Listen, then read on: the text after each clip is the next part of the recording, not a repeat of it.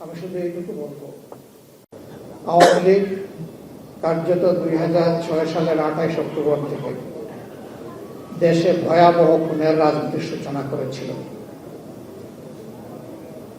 এরই ধারাবাহিকতায় 2024 সালের 5 আগস্ট পর্যন্ত তারা তাদের হাত এই বাংলাদেশের দেশপ্রেমিক মানুষের হাতে তারা রাঙিয়েছিল রক্ত দিয়ে।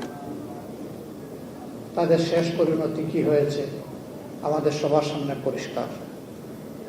আর আসল পরিণতি আল্লাহর জিম্মায় তাদের জন্য অপেক্ষা করছে। দুনিয়ায় তারা লাঞ্ছিত হয়েছে। এর আগে স্বাধীন বাংলাদেশের কোন শাসক এভাবে দেশ ছেড়ে পালিয়ে যায়নি। মৃত্যুর চাইতেও পালিয়ে যাওয়া আরো বেশি অপমানজনক। সেই অপমান তাদের কপালে জুটেছে।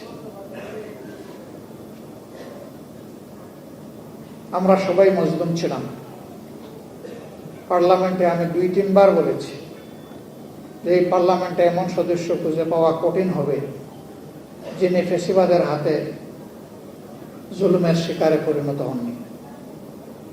সুতরাং এটি মজলুমদের একটা মিলন মেলা। মজলুম তো মজলুমের দুঃখ বোঝার কথা, কিন্তু আফসোস ক্ষমতার চেয়ার সম্ভবত এইরকমই নির্মম যে মানুষকে তার অতীত ভুলিয়ে দেয়। তখন সামনে ক্ষমতার ওই সোনালী ঘোড়ার দৌড় ছাড়া আর কিছুই দেখে না। আপনারা দেখেছেন বর্তমান সরকারি দল সংসদ নির্বাচনের ইঞ্জিনিয়ারিং তারা স্বীকার করে নিয়েছে। সংসদের ভিতরে স্থানীয় সরকার প্রতিমন্ত্রী মীর শাহে আলম তিনি বলেছেন ছাত্ররা আন্দোলন করে সরকারের পতন ঘটিয়েছে, আমরাও ছিলাম। তবে ক্যাপ্টেনের হাতে ডক্টর মোহাম্মদ ইউনূস লন্ডনে গিয়ে ট্রফি তুলে দিয়ে এসেছেন। লজ্জা! আন্দোলন যে ছাত্ররা করেছে সেই ছাত্ররা এবং তাদের মা বাবারা মিলে যাকে দেশের ক্ষমতায় বসাতে চাবে তারাই বসবে। ডক্টর ইউনূস যদি এটা করে থাকেন আমি এইটারও নিন্দা জানাই। এবং এই আত্মস্বীকৃতির মধ্যে দিয়ে এটা প্রমাণিত হলো যে ইঞ্জিনিয়ারিং এর কথা নির্বাচনে উঠেছে সেটা সত্য। এখন বলতে পারেন আপনারা কি করলেন? ভোট দিলাম 70% মানুষ, আপনারা ভোটটা গড়ে তুলতে পারলেন না কেন? আমরা কেন পারিনি তার জবাব আমার চাইতে আপনারা কম জানেন না। তবে এইটাকে আমি সেদিন পার্লামেন্টে পড়েছিলাম, ঘুঘু বারবার ধান খেতে আসে, কিন্তু কপাল যখন বন্ধ হয় তখন কিন্তু জালে বেঁধে যায়। ইনশাল্লাহ ঘুঘু বেঁধে যাবে, দেরি হবে না ইনশাল্লাহ। বিএনপি জাতির সাথে প্রতারণা, ধোঁকা এবং গাদ্দারি করে তাদের যাত্রা শুরু করেছে। এবার তারা সংবিধান সংস্কার পরিষদের সদস্য হিসাবে তারা শপথ নেয়নি। তারা তখন বলেছে গণভোট হারাম।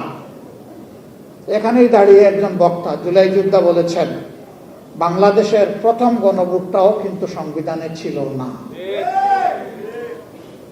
একজন সামরিক ব্যক্তি তিনি বেসামরিক প্রেসিডেন্ট হওয়ার জন্য সেই গণভোট দিয়েছিলেন।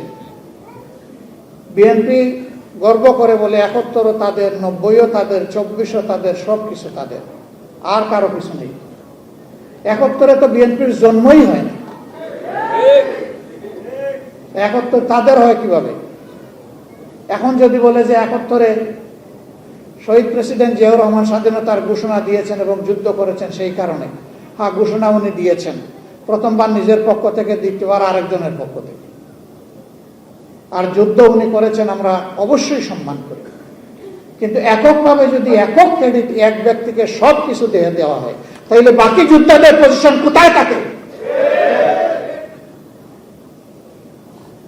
এইটাও যুদ্ধকে কুক্ষিগত করার আগের আমলে যারা ছিল ফেসিবাদী আমলে তারাও এইভাবে করেছে।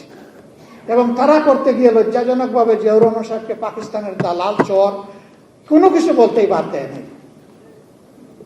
আমরা ওই রাজনীতি আর দেখতে চাই না। আপনারা সাক্ষী, এই জুলাই যুদ্ধের পরে অনেকে কার কত সদস্য দলীয় শহীদ হয়েছে তার ভাগ বাটোয়ারা করেছেন। আমরা সেদিন প্রতিবাদ করে বলেছিলাম আমরা এটা নিন্দা জানাই। শহীদরা কোনো দলের প্রপার্টি নয়, এই শহীদরা জাতির গর্বিত সম্পদ। আমরা দলীয় ভিত্তিতে কোনো ভাগ বাটোয়ারা করতে চাই না। চেষ্টা করেছি আমাদের অবস্থান থেকে শহীদ পরিবারগুলোর কাছে যাওয়ার, কিন্তু এটা দাবি করতে পারি না যে আমাদের কাছে তাদের যে হক ছিল সব আমরা আদায় করে ফেলেছি, এটা কখনো দাবি করব না। তবে এইটা নির্দ্বিধায় বলবো, আগে বলেছি এখনো বলছি, ছিলাম আপনাদের সাথে পরিবারের সদস্য হিসাবে, এখনো আছে এবং থাকবো ইনশাআল্লাহ।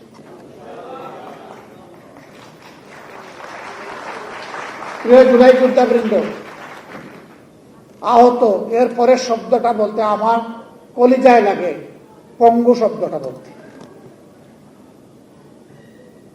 আমি 7 তারিখ ঢাকা মেডিকেল কলেজে গিয়েছিলাম আহত ভাই বোনদের দেখতে। একজনের এক হাত শেষ, এক পা শেষ।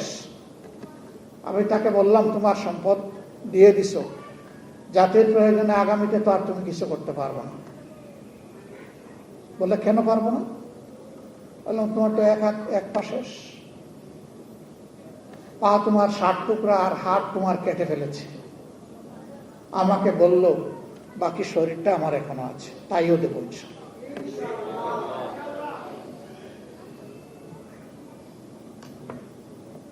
এই ভাইদের প্রতি, এই বোনদের প্রতি আমরা গভীরভাবে কৃতজ্ঞ। জীবনের সব কিছু দিয়েও তাদের ঋণ পরিশোধ করা সম্ভব না। সংসদে আমরা দাবি করেছিলাম, যেহেতু সবাই মজলুম, যেহেতু মাসের পর মাস সেখানে বসে আপনারা কনসেনসাস পরিষদে, ঐক্যমত্য পরিষদে কথা বলেছেন, কমিশনে, যেহেতু আপনারাই প্রথম দাবি করেছিলেন যে আপনারা গণভোট চান, যেহেতু আপনাদের নেতাও বলেছেন যে গণভোটে হা বলেন, আমরাও বলেছি আল্লাহর রাস্তায় গণভোটটাকে ফেলে দিবেন না। 70% মানুষের রায়কে যদি ফেলে দেন, এই দেশবাসীকে অপমান করার সামিল হবে। তারা আমাদের কথা শুনেননি। তাদের ওই ইঞ্জিনিয়ারিং এর মাধ্যমে 2/3 যেটা, সেইটার বলেই তারা অনেকটা গায়ের জোরে এইটাকে ফেলে দিলেন। দেখবেন সংসদে দাঁড়াইলেই তারা বলে সুষ্ঠু নির্বাচনের মাধ্যমে এই সংসদ গঠিত হয়েছে। যে জীবনে কখনো মিথ্যা কথা বলে না, তার কসম খেয়ে বলার প্রয়োজন হয় না যে আমি সত্য বলছি, কারণ মানুষ জানে যে সে সত্যবাদী। কিন্তু যে মিথ্যা বলে তাকে এই কসম খেয়ে বলতে হয় এই কথাটা আমি সত্য বলছি, কারণ মানুষ জানে সে মিথ্যাবাদী। এই জন্য তার কথা মানুষ বিশ্বাস করবে না। শেষমেশ দেখেছেন, শেষ দিন আমরা যখন সংসদ থেকে ওয়াক আউট করে বের হয়ে আসি, সেই দিন সত্যিকার অর্থে ফ্যাসিবাদের পক্ষে অবস্থান নিয়েছে দৃঢ়ভাবে বিএনপি, আমরা তার বিপক্ষে অবস্থান নিয়েছি। গণভোটের রায় অমান্য করার দিনও আমরা ওয়াক আউট করে এসে বলেছি, চেয়েছিলাম সংসদে সমাধান, হয়নি। যেই জনগণ রায় দিয়েছে আমরা এখন সেই জনগণের কাছে ফিরে যাচ্ছি। আর যেদিন এই সমস্ত কমিশনগুলো, আমার 2-1 বন্ধু বলেছেন, আমি নাম নিচ্ছি না, নিতে কোনো অসুবিধা নাই, গুম কমিশন, মানবাধিকার কমিশন, তারপরে আপনার এই কি বলে পুলিশ সংস্কার কমিশন, পিএসসি, যেগুলো মানুষের জীবনের সাথে সম্পর্কিত, দুদক মানুষের নিরাপত্তার সাথে সম্পর্কিত, ফ্যাসিবাদকে ঠেকায় দেওয়ার জন্য প্রয়োজন, এই সব কিছু অবলীলায় ওই গায়ের জোরে, আবার ওই টুতার, গায়ের জোর মানে টুতা, ওই টুতারদের বলে তারা ফেলে দিল। 40 মিনিটের ডিবেটে আমরা যখন বুঝতে পারলাম যে তারা বিচার মানে কিন্তু তাল গাছটা ছাড়বে না, তখনই আমরা ধিক্কার এবং নিন্দা জানিয়ে এই সংসদ থেকে বের হয়ে এসেছি। আমরা ফিরে এসেছি আপনাদের কাছে। আপনাদের আমরা কথা দিয়েছিলাম, আমরা যদি সরকার গঠন করতে পারি আপনাদের রায়ে, তাহলে আমরা এই সমস্ত ওয়াদা আমরা বাস্তবায়ন করব। বিএনপি ওয়াদা দিয়েছিল 31 দফা সংস্কারের কথা বারবার বলে, এর প্রথম দফাই ছিল সংবিধান সংস্কার করবে তারা। এখন তারা তার বিপক্ষে অবস্থান নিয়েছে। সুতরাং তারা শুধু জাতির সাথে না, তাদের যে সংস্কারের দফা সেইটার সাথেও তারা কিন্তু বিশ্বাসঘাতকতা করছে। নির্বাচনী ইশতেহারে বলেছিল যে কোথাও কোন স্তরে স্থানীয় সরকার পর্যায়ে কোনো অনির্বাচিত প্রতিনিধি তারা মানবে না, যদি না ওই জায়গায় কোনো নির্বাচিত প্রতিনিধি মারা যায় কিংবা তিনি আইনের যারা দণ্ডিত হন। তার কোনো কিছুই ঘটেনি। এখন সব জায়গায় বাংলাদেশ ব্যাংক থেকে শুরু করে ক্রিকেট বোর্ড, তারপরে জেলা পরিষদ, বেমালুম শুরু হয়েছে বিশ্ববিদ্যালয়, সব জায়গায় এখন কু শুরু হয়েছে। অভ্যুত্থান বিএনপি শুরু করে দিয়েছে। সেই আওয়ামী ফ্যাসিস্ট বাকশালী কায়দায় আবার সেই একদলীয় শাসন বাংলাদেশের জনগণের ঘাড়ে তারা চাপাতে চায়। একটা জীবন আল্লাহ দিয়েছেন, লড়াই করব, জীবন দিব, শহীদ হব, মিথ্যার সাথে অন্যায়ের সামনে ইনশাআল্লাহ তাআলা নাজিম মাথা নত করব না।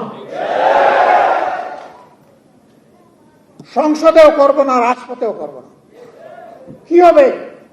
শেষ পর্যন্ত এক ভাই বলছে ফাঁসিতে ঝুলাবে, ঝুলান, হাসতে হাসতে ফাঁসির তক্তার উপর দাঁড়াবো ইনশাআল্লাহ। ওগুলো আমরা পরোয়াই করি না।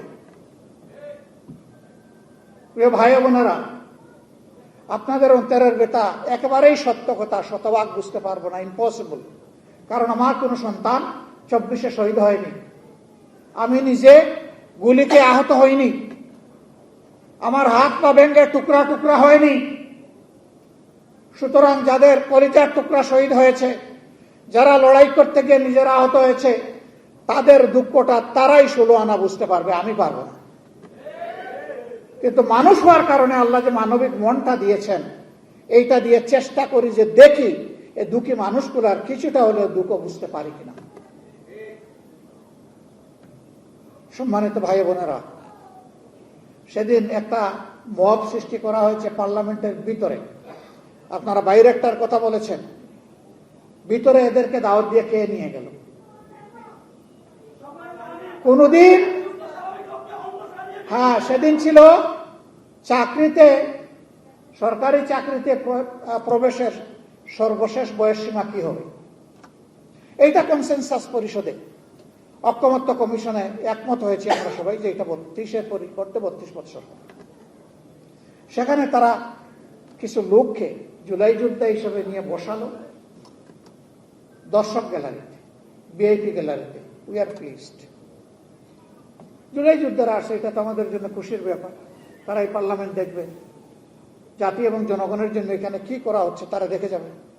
কিন্তু হঠাৎ করে দেখি এই এজেন্ডা যখন আসে, তখন সরকারি দল থেকে তাদেরকে ইশারা দেওয়া হয়, অথচ পার্লামেন্টে দর্শক গ্যালারির দিকে চাওয়াও নিয়ম নেই। দর্শক এসেছে দর্শন করার জন্য, অবজার্ভ করার জন্য, এটা তাদের দায়িত্ব। তখনই আমরা বুঝলাম যে এটা পাখানো। এর আগে 2-1টা বিল পাশ হয়েছে যেগুলোর কোনো কাগজপত্র আমাদেরকে দেওয়া হয়, আমরা হাত তুলি। এরপরে এই বিলটা যখন এসেছে তাও আমরা বুঝিনি এটা কি করতেছে। ওখানে কিছু নাই তো লেখা, 32, 33, 31, 30 কিছুই লেখা নেই। একটা মেমো আছে, অত দ্বারা অত দ্বারা অত দ্বারা, অথচ আমাদের সামনে কোনো কাগজ নাই, আমরা হাত তুলিনি। সরকারি দল থেকে আমাদেরকে খোঁচা দিয়ে বলা হলো, হ্যাঁ জুলাই যোদ্ধারাও এখানে আছেন, আপনারা এটাতেও হাত তুললেন না। আমরা বললাম কিসে হাত তুলবো? যে জিনিসে হাত তুলবো এটাই তো আমাদের সামনে নাই, কোনো কাগজপত্র নাই। আমাদেরকে অন্ধকারে রেখে এইভাবে তারা ব্ল্যাকমেইলিং করতে চেয়েছে। আমরা তাদের ব্ল্যাকমেইলিং এর পাতা ফাঁদে পা দেই নাই। সম্মানিত ভাইয়েরা, যেগুলাতে একমত হয়েছে, জাতির সামনে হয়েছে, আমরা সেখানে তো কোনো বাধা দেইনি, সমর্থন দিয়েছি। কিন্তু যেগুলা জাতির বিরুদ্ধে অন্তর্বর্তী সরকার এসে যেগুলা সংশোধনের জন্য তারা প্রজ্ঞাপন জারি করলো অধ্যাদেশ দিয়ে, সেই জায়গাগুলোই বিএনপি এখন রেখে দিতে চায়। এটা নিঃসন্দেহে তারা ঘোষণা দিচ্ছে যে তারা আবার ফ্যাসিবাদ কায়েম করতে চায়। ইনশাল্লাহ দিব না। ত্যাগ এই দেশবাসী স্বীকার করেছে, করব ইনশাল্লাহ। সর্বশেষ কি হয়েছে দেখেন, এতটুকু জায়গাও ছাড়ার কলিজা তাদের হলো না। জুলাই জাদুঘর, এটা জুলাইয়ের একটা বাস্তব চিত্র। আমি সেখানে গিয়েছিলাম, নাহিদ ইসলাম ছিলেন, আমরা এখানে ঘুরে এসেছি। ওখানে আয়নাঘরটাও আছে, গেলে দেখবেন কি জিনিস, একটা কবর। অন্ধকার একটা কবর, কবরের সমান একটা জায়গায় একটা মানুষ থাকে, খায়, ঘুমায়, পেশাব, পায়খানা, গোসল সবকিছু ওই জায়গার মধ্যে, একটা কবর। সেইগুলো ওখানে তুলে ধরা হয়েছে। এই জাদুঘরটা হবে জাতির সম্পদ।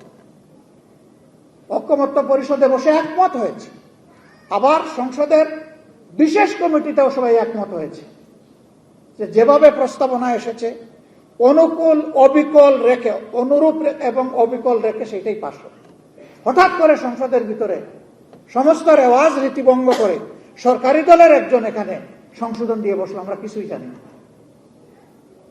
এটাকে দলীয়করণ করার জন্য বলা হলো এটা সংস্কৃতি মন্ত্রণালয়ের অধীনে, এখানে মন্ত্রী অথবা প্রতিমন্ত্রী না থাকলে এটা চলবে কিভাবে? আমাদের পক্ষ থেকে আমাদের চিফ হুইপ কথা বললেন, আমরা বললাম যে এই ধরনের শত সহস্র প্রতিষ্ঠান বাংলাদেশে আছে, এগুলার প্রধান মন্ত্রী কিংবা প্রতিমন্ত্রী নয়। আর এটা কোনো সাধারণ জাদুঘর নয়, অথবা জাদুঘরের কোনো শাখাও নয়। এটা গোটা জাতির সেই 47 থেকে শুরু করে 24 পর্যন্ত ঐতিহাসিক জিনিসগুলো এখানে তুলে ধরা হয়েছে। এই জাদুঘরটাকে আল্লাহর রাস্তায় আপনারা রাজনীতিকরণ করবেন না। প্রথমে এক যুক্তি দিল, শেষে গিয়ে খোলামেলা বলে ফেলল যে আমরা তো নির্বাচন করেছি দলীয় সরকার কায়েম করার জন্য। থলির বেড়াল বের হয়ে গেছে। জনগণের সরকার কায়েম করার জন্য নয়, দলীয় সরকার কায়েম করার জন্য। ভাই বোনেরা, আমরা সেই দুঃখ, ক্ষোভ, যন্ত্রণা, ব্যথা এবং ঘৃণা নিয়ে সেদিন ওয়াকআউট করেছি। আমরা আপনাদেরকে কথা দিচ্ছি, যতদিন সংসদের ভিতরে লড়াই করতে পারবো ততদিন থাকবো, এর বাইরে 1 মিনিটও থাকবো না। রাজপথ আমাদের মূল ঠিকানা, সংসদ আমার মূল ঠিকানা নয়। সংসদে এই দেশের দুঃখী জনগণ একটা পরিবর্তনের আশায় আমাদেরকে পাঠিয়েছে। সেই পরিবর্তনের সূচনা যদি আমরা না করতে পারি, সেই সংসদ দিয়ে আমাদের কি হবে? অবশ্যই আমরা আল্লাহ চাইলে জনগণের চাহিদার ক্ষুধা পূরণের সাথেই থাকবো, এর বাইরে যাব না ইনশাআল্লাহ। আপনারা আশ্বস্ত করেছেন, আমরা শক্তি পেয়েছি, একসাথে লড়বো ইনশাআল্লাহ। এবং আমরা দৃঢ় আস্থাশীল, পরাজয় হবে চূড়ান্তভাবে ফ্যাসিবাদের, বিজয় হবে জনগণের ইনশাআল্লাহ। এই বিজয়ে কোনো আপোষ নাই। আমরা একসাথে থাকব। আল্লাহ আমাদেরকে একসাথে থাকার তৌফিক দান করুন। আমাদেরকে আপনাদের বাইরে কেউ ভাববেন না। আমরা অনেক বড় পরিষদে, আরো অনেক বড় পরিসরে জুলাই যোদ্ধাদের কথা শুনতে চাই, তারও আয়োজন ইনশাল্লাহ করব। এই কথাগুলো শুধু আমরা শুনবো না, বাংলাদেশের 18 কোটি মানুষ শুনবে, বিশ্ববাসী শুনবে ইনশাআল্লাহ, এবং জাতির আস্থা পেয়ে যাবে। আপনাদের সবাইকে গভীর কৃতজ্ঞতা, আন্তরিক মোবারকবাদ। আসসালামু আলাইকুম ওয়া রাহমাতুল্লাহ।